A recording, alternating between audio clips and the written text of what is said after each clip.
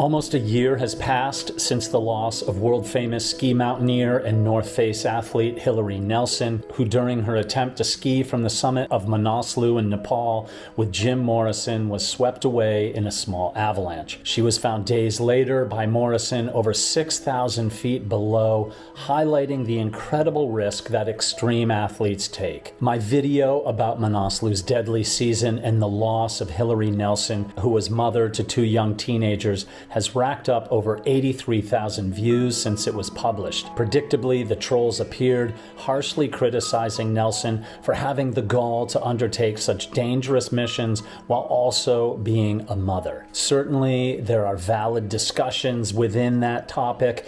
As a man with children, I was also asked countless times about my adventures, and if I felt that perhaps I was not being selfish or reckless each time departing for an expedition, leaving open the possibility that my children might be fatherless if things didn't work out. Without fail, though, the men adventurers seem to get off the hook easiest, and the women are held to, if my videos are any evidence, much higher standards and criticized harshly.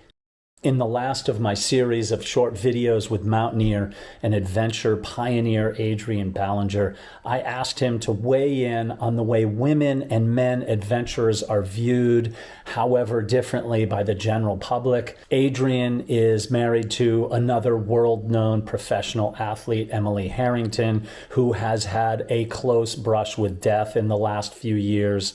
She also has an extensive resume of climbs around the world, including a 14-day door-to-door ascent and ski descent of Cho Oyu with her husband, Adrian. Since that expedition in 2011, Adrian and Emily have married and now have a child, now still less than a year old. Knowing Adrian the way that I do, I couldn't imagine that the addition of a child into their adventurous lives wouldn't somehow have an impact on how they approached their professions.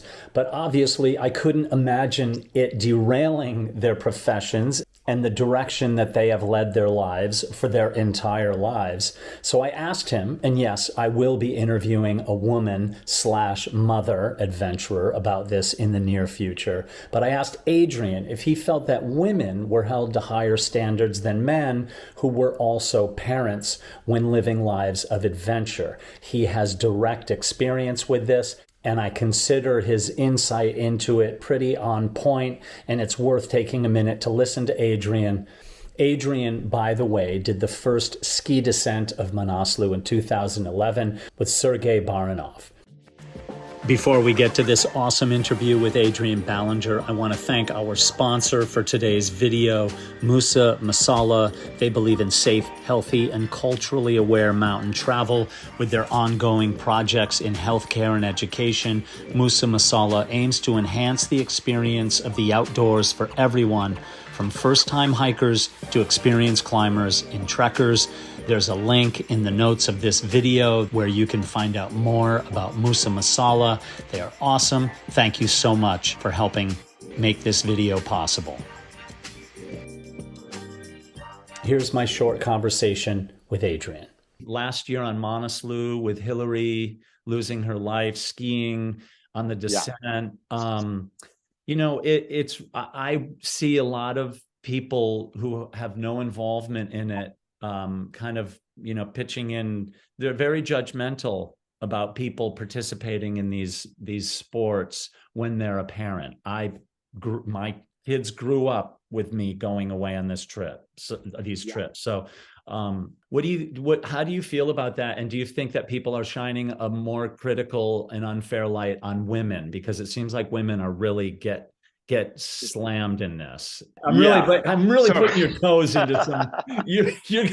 No, there's such great. We should be drinking whiskey around a campfire having these conversations. That's the only thing I'm thinking about as we have this conversation, because I love these questions and they're so complicated and so nuanced. I mean, Hilaree was one of Emily and my closest friends, one of my heroes, perhaps Emily's greatest mentor, and you know, the person she called first when she found out she was pregnant, to, you know, once again kind of hear and feel that support of like, you can be an adventurer and a badass climber and a mom. Like, and Hilaree just believed that to her core and demonstrated that. And um, so yeah, it's just something that's so important to me to kind of like share her legacy and what she did, but also not shy away from the fact that, you know, the kids losing their mom, even as, you know, teenagers and almost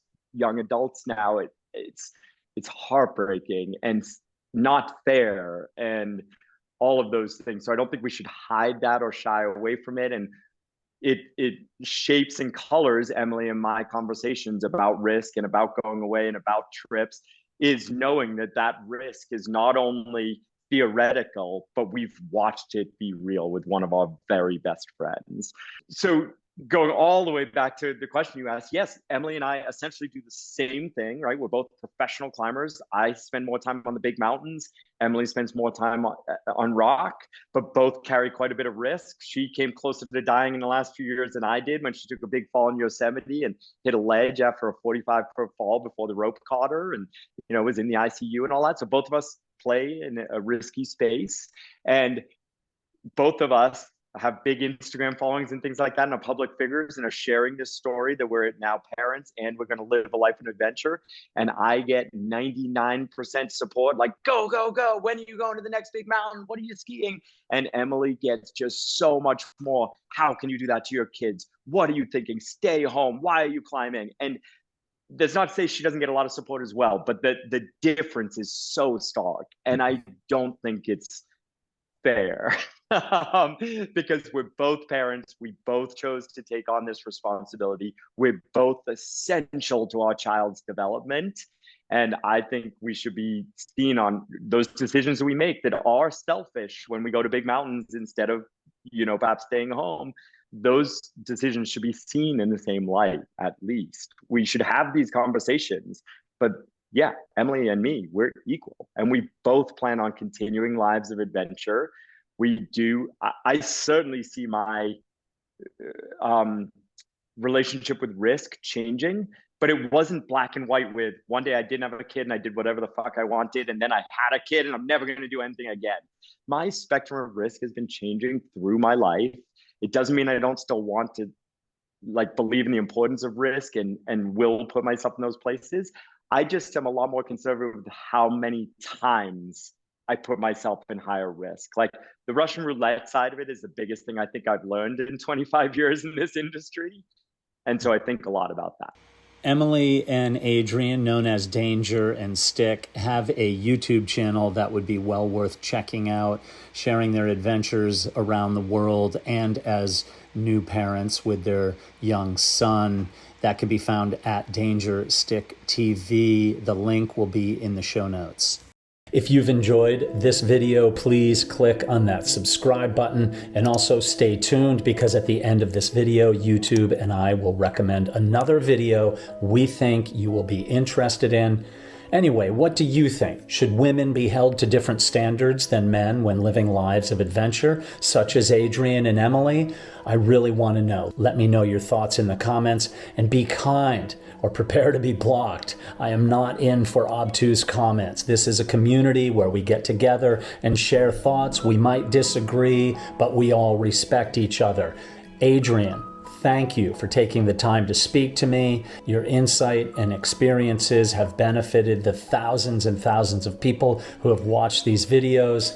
Be safe, my friend, and thank you so much. Perhaps an interview with Emily and Adrian down the road is warranted. What do you think? Again, leave that in the comments. I appreciate you for being here and watching this video and for supporting this channel. Thank you, my friends. Be well, be kind, take care of each other, do a kind deed, and look for nothing in return.